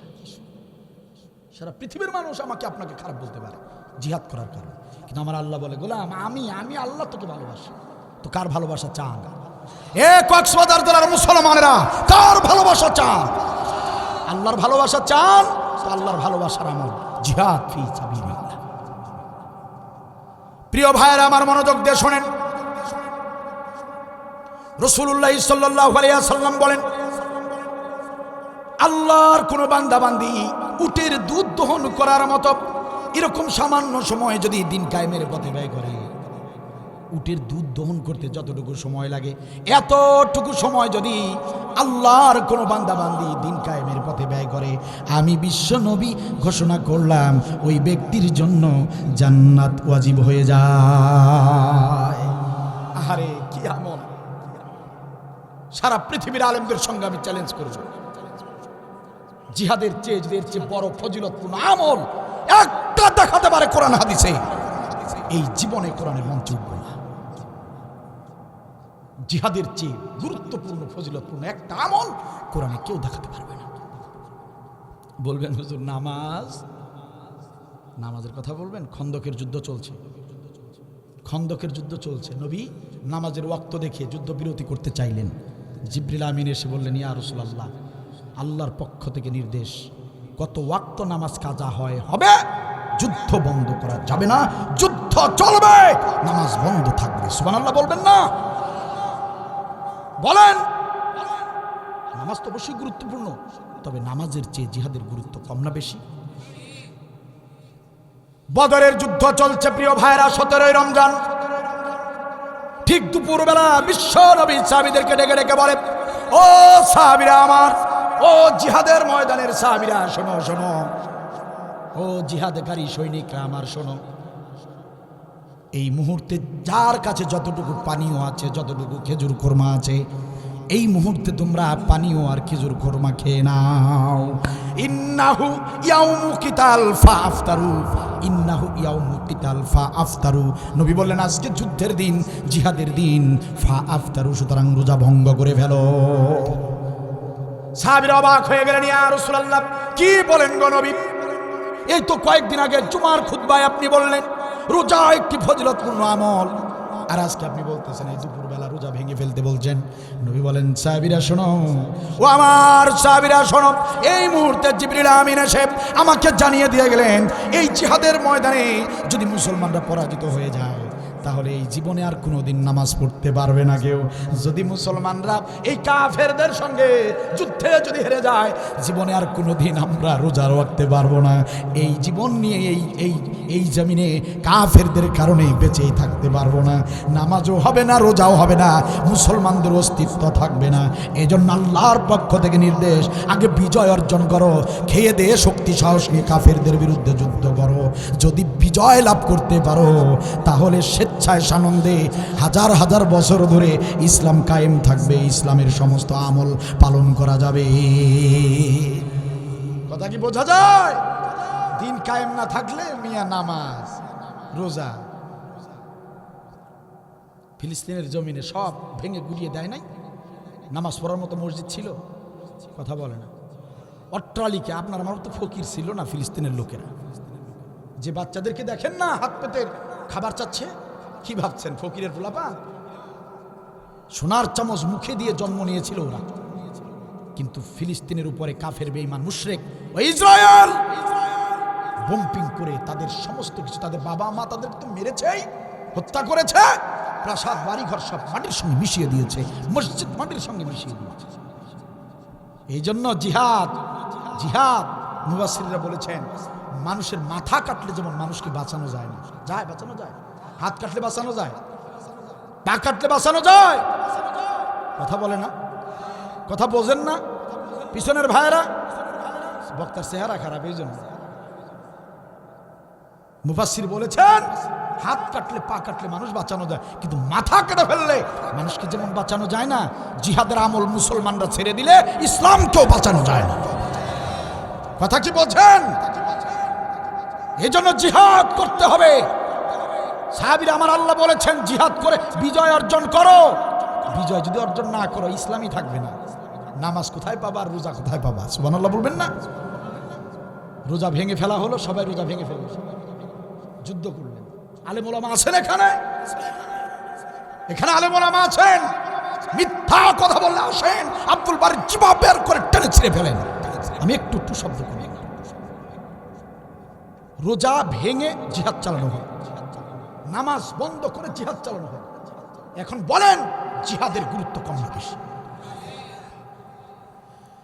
হযরত ওসমান রাদিয়াল্লাহু থেকে বর্ণিত হাদিস, নবী সাল্লাল্লাহু আলাইহি ওয়াসাল্লাম বলেন, মান রাবাতা লাইলাতান ফি সাবিলিল্লাহ কানাত কা আলফি লাইলাতিন সিয়ামুহা ওয়া কিয়ামুহা। নবী বললেন, কি সুন্দর কথা বললেন, মনোযোগ দিয়ে শোনেন। কোন ব্যক্তি যদি 1000 দিন ধরে রোজা রাখে, 1000টা দিন যদি না খেয়ে রোজা রাখে, আবার ওই 1000টা রাত দাঁড়িয়ে দাঁড়িয়ে যদি ওই ব্যক্তি নামাজ আদায় করে, 1000 দিনের রোজা আবার 1000 রাতের সারা রাত ধরে নামাজ, এগুলো করলে ওই ব্যক্তি যতটুকু সওয়াব পাবে। মান রাবাতা লাইলাতান ফি সাবিলিল্লাহ, দিন কায়েমের জন্য কোনো ব্যক্তি শুধুমাত্র একটা রাত যদি জাগ্রত থাকে। ও কক্সবাজার জেলার মুসলমানরা ভালো করে শুনলেন, আমার নবী বললেন, একটা রাত যদি কোনো ব্যক্তি দিন কায়েমের পথে জাগ্রত থাকে, একটা রাত যদি জাগ্রত থাকে, আর আরেক ব্যক্তি যদি 1000টা দিন রোজা রাখে, 1000টা রাত যদি দাঁড়িয়ে দাঁড়িয়ে নামাজ আদায় করে, 1000 দিনের রোজা 1000 রাতের নামাজের চেয়েও এক রাত দিন কায়েমের জন্য জাগ্রত থাকা উত্তম। কি বলেন, গুরুত্ব কম না বেশি? আমার জাতির লোকদেরকে এই জিহাদটা বুঝাতে পারি না। সব বুঝতে চায় আমার জাতির লোকেরা, জিহাদ বুঝতে চায় না।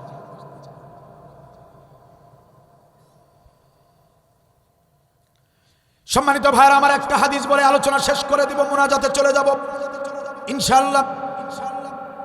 রাত অনেক গভীর হয়ে গেছে প্রিয় ভাইরা আমার, একান্ত আপনজনেরা 10টা মিনিট নড়াচড়া করবেন না, আমার দিকে তাকিয়ে কথাগুলো শুনতে হবে। সম্মানিত ভাইরা, আরো 2টা ঘন্টা আলোচনা করলে যতটুকু বুঝতেন, আমার মনে হয় এই ছোট্ট হাদিসটা যদি 10টা মিনিট একটু মনোযোগ দিয়ে শোনেন, আমার মনে হয় 2 ঘন্টার ওয়াজ এই ছোট্ট এই 10 মিনিটেই কাজে লেগে যাবে ইনশাআল্লাহ। জীবনে আর কোনোদিন দেখা হবে কি হবে না জানি না। ও প্রিয় ভাইরা আমার, আজকের এই কালো আধার রাত, এই রাতের পরে কাল সকালে নতুন একটা সূর্য উঠবে। উদিত হওয়া নতুন ওই সূর্যটা আমরা যে দেখতে পারবো এটার কিন্তু কোনো গ্যারান্টি নাই, ওয়ারেন্টি নাই। ও আমার ভাইরা, এই যে বসে বসে আছি, এই বসা থেকে সোজা হয়ে দাঁড়াতে পারবো, কোনো গ্যারান্টি ওয়ারেন্টি কেউ দিতে পারবেন না। সম্মানিত ভাইরা আমার, বাসা পর্যন্ত আমরা পৌঁছতে পারবো কিনা কোনো গ্যারান্টি নাই। জীবনের শেষ আলোচনা হিসেবে শুনে যান, জীবনের শেষ আলোচনা হিসেবে একটু মনোযোগ দিয়ে শুনে যান। মানার চেষ্টা যদি করেন, ওয়াল্লাহি আল্লাহর কসম করে বলছি, মানার চেষ্টা যদি করেন, আল্লাহর কসম করে বলছি, এই সংক্ষিপ্ত আলোচনা আমাদের সকলের জন্য নাজাতের ওসিলা হতে পারে। মিশকাত শরীফের 336 পৃষ্ঠা, আয়েশ রাদিয়াল্লাহু তাআলা আনহু থেকে বর্ণিত হাদিস। আমি আবার বলছি, মিশকাত শরীফ 336 পৃষ্ঠা, 8 লাইন পরে হাদিসটা পাবেন, আয়েশ রাদিয়াল্লাহু থেকে বর্ণিত হাদিস। তিনি বলেন, একজন ব্যক্তি সকালবেলা নবীর দরবারে আসলেন। নবীর দরবারে এসে বললেন, ইয়া রাসূলুল্লাহ, ইয়া হাবিবাল্লাহ, ওই যে মরুভূমি পার হবার পরে ছোট্ট একটা গ্রাম রয়েছে নবীজি, ওই ছোট্ট গ্রামে আপনার একজন সাহাবী গত রাতে ইন্তেকাল করেছে। আপনার একজন সাহাবী, ওই গ্রামের একজন সাহাবী ইন্তেকাল করেছে। নবী সাল্লাল্লাহু আলাইহি ওয়াসাল্লাম তার সাহাবীর ইন্তেকালের খবর শুনে আবু বকরকে ডাকলেন। কোথায় রে হযরত আবু বকর? ও ওমর ওসমান কোথায় কোথায়? চলো চলো তাড়াতাড়ি চলো, অনেক দূরের পথ, মরুভূমি পাড়ি দিয়ে যেতে হবে। ছোট্ট একটা গ্রাম, ওই গ্রামে আমার একজন সাহাবী রাতের বেলা মারা গিয়েছে। আমি নবী ওই সাহাবীর জানাজার ইমামতি করতে চাই। আপনার আমার নবী ছিলেন বড় দয়ার নবী। কোন মুসলমানের মৃত্যু সংবাদ শুনলে তিনি ছুটে যেতেন তার বাড়িতে এবং জানাজা নামাজ নিজেই পড়ার চেষ্টা করতেন। কারণ তিনি জানতেন আমি নবী হয়ে যদি কোনো ব্যক্তির জানাজার ইমামতি করি, আর ওই মুসলমানের যদি কোনো ভুল ত্রুটি থেকেই থাকে, আমার মর্যাদার কারণে, আমি ইমামতি করবার কারণে আল্লাহ তাআলা আমার দিকে তাকিয়ে আমার মুসলমানের, আমার সাহাবীর ভুল ত্রুটিগুলো ক্ষমা করে দিবেন। নবী সাল্লাল্লাহু আলাইহি ওয়াসাল্লাম বলেন, আবু বকর রে, ও হযরত আবু বকর, চলো চলো। ওসমান আলী কোথায় রে? তোমরা চলো চলো, আমার সাহাবীর জানাজার ইমামতি করতে যাব। নবীর সঙ্গে কয়েকজন সাহাবী সঙ্গে নিয়ে নবী সাল্লাল্লাহু আলাইহি ওয়াসাল্লাম মরুভূমির পথ ধরে ধরে মৃত ব্যক্তির বাড়ির দিকে ছুটে চললেন। সম্মানিত ভাইরা আমার, নবী সাল্লাল্লাহু আলাইহি ওয়াসাল্লাম সাহাবীদেরকে নিয়ে ওই গ্রামে যখন ঢুকে পড়লেন, ওই গ্রামের একজন সাহাবীর সঙ্গে প্রতিমধ্যে দেখা হয়ে গেল। সাহাবী সালাম দিয়ে বললেন, ইয়া রাসূলুল্লাহ, ইয়া হাবিবাল্লাহ, হঠাৎ করে আপনি আমাদের গ্রামে কেন? কি কারণে হঠাৎ করে আসলেন? আসবেন যদি আগাম খবর কেন দিলেন না? যদি আগে থেকে জানতাম আমরা গ্রামবাসী আপনাকে সংবর্ধনা দিয়ে বাড়িতে আনতাম। ইয়া রাসূলুল্লাহ, হঠাৎ করে কেন আগমন?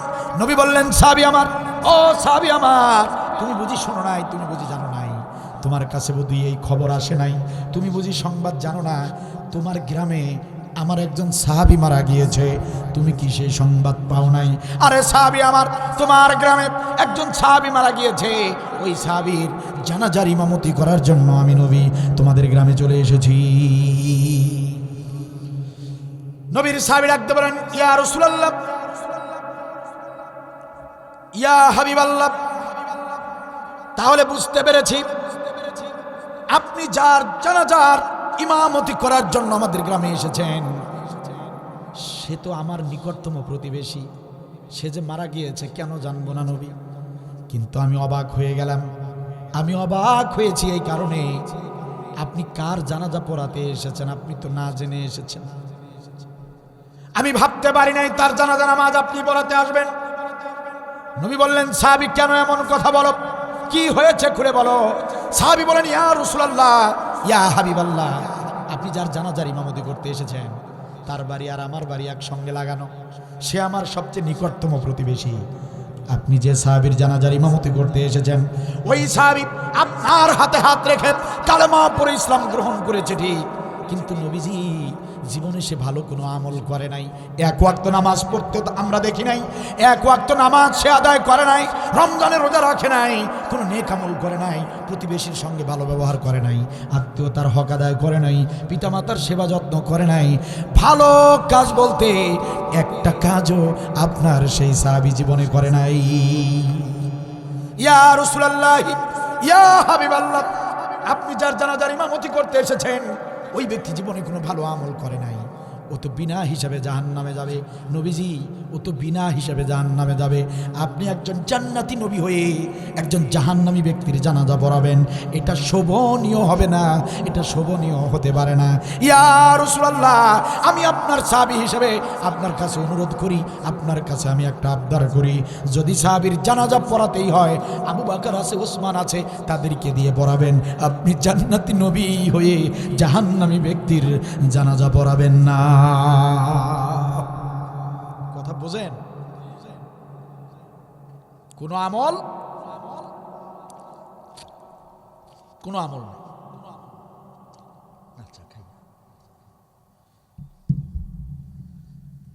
কোন আমল করে নাই জীবনে, শুধু ইসলামই গ্রহণ করেছে। নবী বললেন, সাহাবীরে চলো চলো আগে বাড়িতে যাই, পরে সিদ্ধান্ত নেওয়া যাবে। নবী তার সাহাবীদেরকে সাথে নিয়ে মৃত ব্যক্তির বাড়িতে ঢুকে পড়লেন। তিনি গিয়ে দেখলেন সমস্ত কাজ কমপ্লিট হয়ে গিয়েছে। লাশ গোসল করিয়ে সুন্দর করে খাটিয়ার উপরে সাজিয়ে রাখা হয়েছে। এখন শুধু জানাজা নামাজটা বাকি। অল্প কিছুক্ষণের ভিতরে ওই গ্রামের যত মুসলমান ছিল তার জানাজায় শরীক হবার জন্য জড়ো হয়ে গিয়েছে। প্রিয় ভাইরা আমার, নবী দেখলেন বেশ কিছু সাহাবীরা, ওই গ্রামের সাহাবীরা, বেশ কিছু সাহাবীরা তার বাড়িতে জমা হয়েছে। নবী সাল্লাল্লাহু আলাইহি ওয়াসাল্লাম তাদেরকে দেখে গিয়ে আসলেন, ডাক দিয়ে বললেন, ও আমার সাহাবীরা, তোমরা এই গ্রামের স্থানীয় সাহাবী, তোমরা এই গ্রামের মানুষ, তোমাদের সঙ্গে আমি একটু কথা বলতে চাই। আমি একটা গুরুত্বপূর্ণ বিষয়ে তোমাদের সঙ্গে শেয়ার করতে চাই, কথা বলতে চাই। তোমরা মনোযোগ দিয়ে কথাগুলো শুনবে। সাহাবীরা বললেন, ইয়া রাসূলুল্লাহ, আপনি বলুন, আমরা বিনয়ের সঙ্গে আপনার কথাগুলো মনোযোগ দিয়ে শুনবো।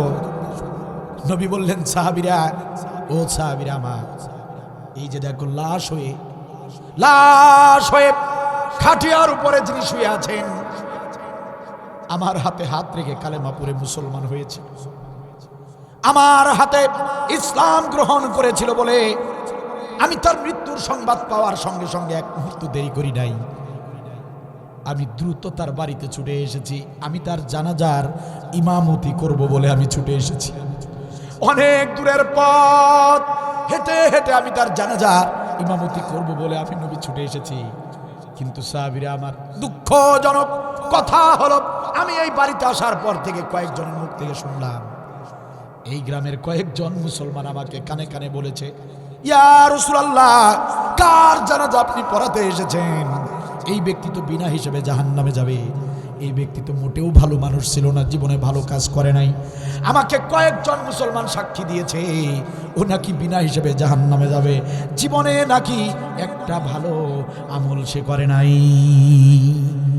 ও আমার সাহাবীরা, আমি নবী হয়ে তোমাদের কাছে জানতে চাই, ও সাহাবীরা আমার এই মৃত সাহাবী তার জীবদ্দশায় একটা ভালো কাজ করেছে, একটা ভালো আমল করেছে, এমন সাক্ষী তোমরা কেউ দিতে পারবা নাকি? তোমাদের ভিতরে এমন কোনো ব্যক্তি আছো নাকি, এমন একজন ব্যক্তি আছো নাকি যে ব্যক্তি আমার এই মৃত সাহাবীর জীবদ্দশায় একটা ভালো কাজের সাক্ষী দিতে পারবা? কে আছো একটা ভালো কাজের সাক্ষী দিবা? একটা ভালো কাজের সাক্ষী দিবার মতো কে আছো এখানে? নবীর কথা শুনে সাহাবীরা নীরব নিস্তব্ধ হয়ে গেল। কারো মুখে কোনো কথা নাই, ভাষা নাই। নবী সাল্লাল্লাহু আলাইহি ওয়াসাল্লাম বড় মর্মাহত অবস্থায় দাঁড়িয়ে আছে। পিছনের কাতার থেকে একজন সাহাবী আস্তে করে হাত তুলে দিলেন। একজন সাহাবী হাত তুলে বললেন, ইয়া রাসূলুল্লাহ, ইয়া হাবিবাল্লাহ, ওই যে লাশ হয়ে শুয়ে আছে আপনার যে সাহাবী, আপনার ওই মৃত সাহাবী, তার জীবনে, তার জীবদ্দশায় ঘটে যাওয়া একটা ভালো কাজ আমি নিজ চোখে দেখেছি। সুবহানাল্লাহ। নাই কাল সকাল 10টার পর, খাওয়া দাওয়ার পর। সুবহানাল্লাহ। ইয়া রাসূলুল্লাহ, আমি নিজ চোখে একটা ভালো কাজ করতে দেখেছি। সুবহানাল্লাহ বলেন। নবী বললেন, সাহাবীরে, ও সাহাবী, দেরি করো না, দেরি করো না। আমার এই মৃত সাহাবী কি এমন ভালো কাজ করেছিল আমাকে খুলে বলো। সাহাবী বললেন, ইয়া রাসূলুল্লাহ, ইয়া হাবিবাল্লাহ, এই তো অল্প কিছুদিন আগের একটি ঘটনা। ইয়া রাসূলুল্লাহ, আপনার নির্দেশে আমরা মুজাহিদরা জিহাদের ময়দানে গিয়েছিলাম। আপনার নির্দেশে জিহাদের ময়দানে গেলাম। আমরা মুজাহিদ বাহিনী জিহাদের ময়দানে গিয়ে কাফের বেঈমানদের বিরুদ্ধে লড়াই করলাম।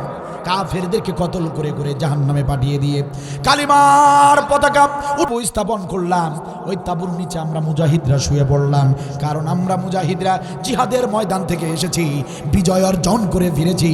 কাফেরদেরকে কতল করে করে আমরা নিজেরাও আহত হয়ে গিয়েছি। আমাদের কারো হাত কাটা, আমাদের কারো পা কাটা, আমাদের কারো মাথা ফাটা। জিহাদের ময়দান থেকে সুস্থ শরীরে কেউ তো বাড়িতে ফিরতে পারে না।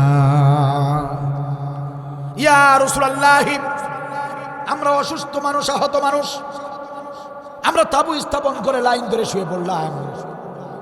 ঘুম ঘুম ভাব যখন চলে এসেছে, আমরা যখন ঘুমিয়ে পড়ব ঠিক এই সময় হঠাৎ করে জঙ্গলের হিংস্র প্রাণীদের গর্জন শুনতে পেলাম।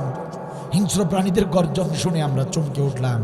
আমরা শোয়া থেকে দাঁড়িয়ে গেলাম, ভালো করে শুনে দেখলাম হিংস্র প্রাণীগুলো দূরে নয়, খুব কাছেই তারা আছে। নিশ্চয়ই আশেপাশে কোথাও জঙ্গল আছে, আর সেখানেই হিংস্র প্রাণীরা এই রাতের বেলা বের হয়েছে, আর হিংস্র প্রাণীরা গর্জন দিচ্ছে। আমরা ভাবলাম এই রাতের বেলা হিংস্র প্রাণীরা যদি আমাদের শরীরের গন্ধ শুকে তাঁবুর নিচে ঢুকে যায়, যদি একটাবার তাঁবুর নিচে ঢুকে পড়ে, আমরা আহত মানুষ, অসুস্থ মানুষ, হিংস্র প্রাণীগুলো যদি তাঁবুর ভিতরে ঢুকে যায়, তাহলে আমাদেরকে ছিঁড়ে খাবে, বাঁচার তো কোনো উপায় থাকবে না। ইয়া রাসূলুল্লাহ, ইয়া হাবিবাল্লাহ, আমরা বড় বেকায়দায় পড়ে গেলাম, আমরা ভীত সন্ত্রস্ত হয়ে গেলাম। ওই হিংস্র প্রাণীরা তাঁবুর ভিতরে যদি ঢুকে যায়, বাঁচার তো কোনো উপায় থাকবে না। আমরা কি করব কিছুই বুঝতে পারলাম না। আমরা মুজাহিদরা বড় ভয় পেয়ে গেলাম। আমরা কোনো উপায় না পেয়ে আল্লাহর দরবারে সাহায্যের হাত পাতলাম। আল্লাহকে ডাকতে বললাম, রব্বুল আলামিন, ইয়া রব্বাল আলামিন, তুমি ভালো করে জানো আমাদের পরিচয়, তুমি ভালো করে জানো আমরা কারা। আল্লাহ গো, আমরা তোমার নবীর, তোমার হাবিবের মুজাহিদ সাহাবী, তোমার হাবিবের নির্দেশে জিহাদের ময়দানে গিয়েছিলাম, কাফের বেঈমানদের বিরুদ্ধে লড়াই করেছি, জিহাদ করেছি, কালিমার পতাকা উড্ডীন করে বিজয় অর্জন করে বাড়ির দিকে ফিরতেছি। রব্বুল আলামিন বুঝতে পারি নাই এখানে যে পাশে জঙ্গল আছে আর হিংস্র প্রাণী আছে, আমরা বুঝতে পারি নাই, তাবু স্থাপন করে শুয়ে পড়েছি, আর বুঝতে পারলাম সেখানে হিংস্র প্রাণীরা আছে। রব্বুল আলামিন, বাঁচার তো আর কোনো উপায় নাই। ওই হিংস্র প্রাণীগুলো যদি এসে আমাদেরকে খেয়ে ফেলে, বাঁচার তো কোনো উপায় নাই। রব্বুল আলামিন, ইয়া রব্বাল আলামিন, আমাদের জন্য একজন সাহায্যকারী পাঠিয়ে দিন। ইয়া রাসূলুল্লাহ, আমরা আল্লাহর কাছে দোয়া করলাম, আল্লাহ গো, একজন সাহায্যকারী পাঠিয়ে দিন। ইয়া রাসূলুল্লাহ, ইয়া হাবিবাল্লাহ, দোয়া মুনাজাত করতে দেরি হয়েছে, কিন্তু কবুল করতে আল্লাহ দেরি করে নাই।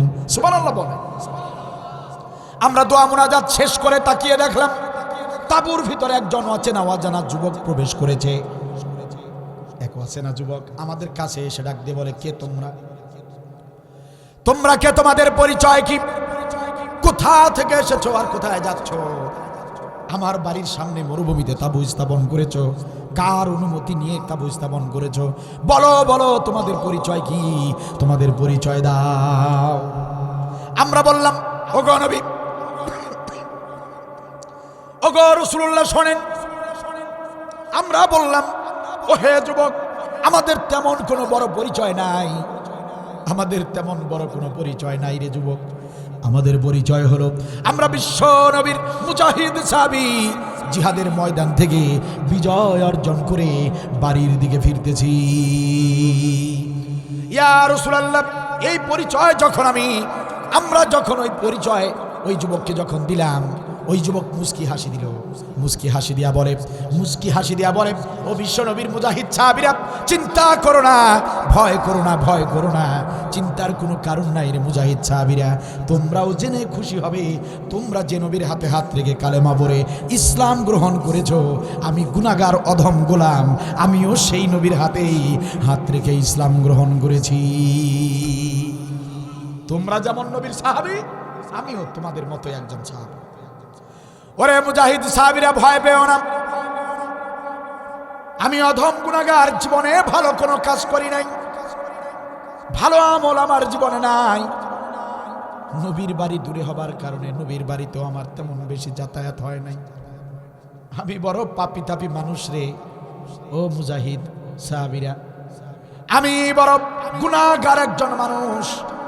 তবে আজকে একটা ভালো কাজ করার সুযোগ যখন পেয়েছি, আজকের এই ভালো কাজের সুযোগটা আমি হাতছাড়া করব না।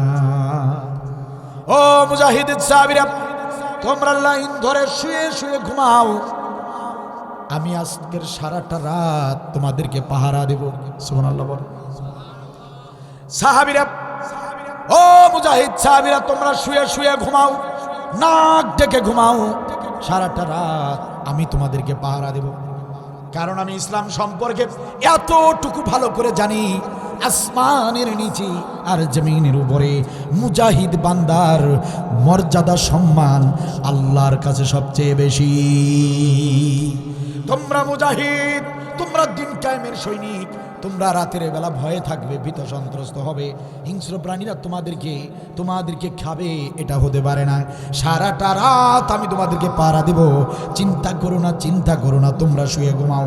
ইয়া রাসূলুল্লাহ, ওই যুবক আমাদেরকে ঘুমাতে বলে, আমরা ঘুমাতে যাই না, কিন্তু যুবক ছাড়ে না, আমাদেরকে জোর করে শোয়া দিল। আমরা লাইন ধরে শুয়ে পড়লাম। ওই অচেনা যুবক, আপনার ওই সাহাবী, হাতে একটা লাঠি নিল, হাতে একটা লাঠি নিয়ে তাঁবুর চারপাশে ঘুরতে লাগলো, পাহারা দেওয়া শুরু করে দিল। আমরা শুয়ে শুয়ে শুনলাম ওই যুবক শুধু পাহারাই দিচ্ছে না, পাহারা দিচ্ছে আর ওই মুহূর্তে ওই হিংস্র প্রাণীদেরকে লক্ষ্য করে একটা বক্তব্য দিচ্ছে। আমরা তার বক্তব্য শুয়ে শুয়ে শুনলাম। ওই যুবক আমাদেরকে পাহারা দিচ্ছিল আর বলছিল, ও জঙ্গলের হিংস্র প্রাণীরা, তোরা তো জানিস না আমাদের গ্রামে কারা এসেছে, তোরা তো ওদেরকে চিনিস না, এরা সাধারণ কোনো মানুষ নয় রে। ও হিংস্র প্রাণী, এরা সাধারণ কোনো মানুষ নয়, এরা দিন কায়েমের সৈনিক, এরা দিন প্রতিষ্ঠার সৈনিক, এদেরকে তোরা চিনিস না। আসমানের নিচে আর জমিনের উপরে এদের সম্মান মর্যাদা আল্লাহর কাছে সবচেয়ে বেশি। ও পাহাড়ি হিংস্র প্রাণীরা, ও জঙ্গলের হিংস্র প্রাণীরা, খবরদার, গর্জন দিবি না, বেয়াদবি করবি না, দিন কায়েমের মুজাহিদদের সঙ্গে বেয়াদবি করবি না। যদি খুব বেশি খিদে লেগে যায় তবে চলে আয়, আমার গোশত মাংস খেয়ে যা, কিন্তু খবরদার, দিন কায়েমের সৈনিকরা ঘুমাচ্ছে, তাদের ঘুমের ভিতরে তোরা বিরক্ত করবি না। ইয়া রাসূলুল্লাহ, আমরা শুয়ে শুনলাম ওই যুবক এভাবে হিংস্র প্রাণীদেরকে হুমকি দিচ্ছে।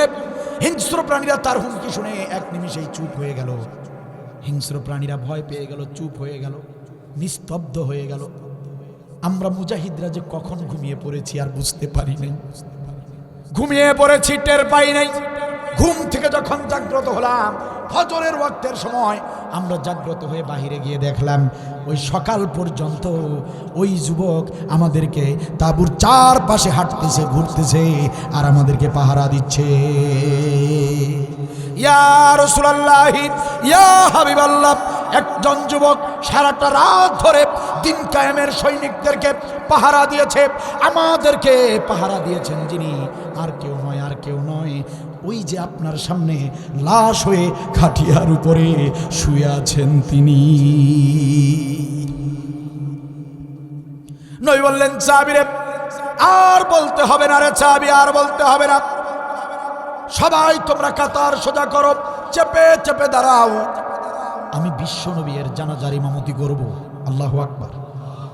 কক্সবাজার জেলার মুসলমানেরা শুনে নেন, জীবনে নামাজ রোজা হজ যাকাত কোনো আমল করে নাই, জান্নাতি নবী তার জানাজার ইমামতি করছে। কি খুশ নসিব সেই সাহাবী। শুধু তাই নয় রে মুসলমান, শুধু তাই নয়, ওই সাহাবীর, মৃত সাহাবীর লাশের খাটিয়া আপনার আমার জান্নাতি নবী নিজ কাঁধে বহন করে কবর পর্যন্ত নিয়ে গেলেন। সম্মানিত ভাইরা আমার, চাপার জোরের বক্তব্য দিতে আসি নাই রংপুর থেকে, মিশকাত শরীফ খুলে দেখবেন প্রিয় ভাইরা আমার, নবী শুধু লাশটা কবর পর্যন্তই নিয়ে গেলেন না, ওই লাশটা আদর করে যত্ন করে আপনার আমার নবী নিজ হাত দিয়ে সুন্দর করে লাশটা কবরে নিজ হাতে শোয়া দিলেন। ওই মৃত সাহাবীর মুখের কাফনের কাপড় সরায়া কবরের ভিতরে শোয়াবার পরে মৃত সাহাবীর মুখের উপর কাফনের কাপড়টা সরিয়ে আপনার আমার জান্নাতি নবী তার জান্নাতি ঠোঁট দিয়া ওই মৃত সাহাবীর কপালে একটা চুমাও দিয়া দিলেন। প্রিয় ভাইয়েরা আমার, একান্ত আপনজনেরা আমার, সাহাবীদেরকে সাথে নিয়ে বালি আর পাথর দিয়া কবরের কাজ কমপ্লিট করে ফেললেন। সাহাবীদেরকে সাথে নিয়ে বালি আর পাথর দিয়ে কবরটা যখন কমপ্লিট হয়ে গেল, সমস্ত সাহাবীরা উপস্থিত, নবী তার ডান হাত এই নতুন কবরের মাঝখানে এভাবে রাখলেন। আমার দিকে লক্ষ্য করেন প্রিয় ভাইরা, নবী তার ডান হাত কবরের মাঝখানে এভাবে রাখলেন। সমস্ত সাহাবীরা উপস্থিত দাঁড়িয়ে নবী ডান হাত কবরের মাঝখানে রেখে বললেন, ইন্না সাহাবাকা ইয়াজুন্নুনা আন্নাকা মিন আহলিন নার ওয়া আনা আশহাদু আন্নাকা মিন আহলিল জান্নাহ। নবী বললেন, কবরবাসী সাহাবী আমার, ও কবরবাসী সাহাবী রে, তোমার প্রতিবেশী বলেছে তুমি জাহান্নামী, তোমার বন্ধুরা বলেছে তুমি জাহান্নামী, তোমার গ্রামবাসীরা বলেছে তুমি জাহান্নামী। ওয়া আনা আশহাদু আন্নাকা মিন আহলিল জান্নাহ, আর আমি বিশ্ব নবী সাক্ষী দিলাম রে সাহাবী, সাক্ষী দিলাম, কবরের উপরে হাত রেখে বিশ্ব নবী সাক্ষী দিলাম, তুমি বিনা হিসাবে জান্নাতি।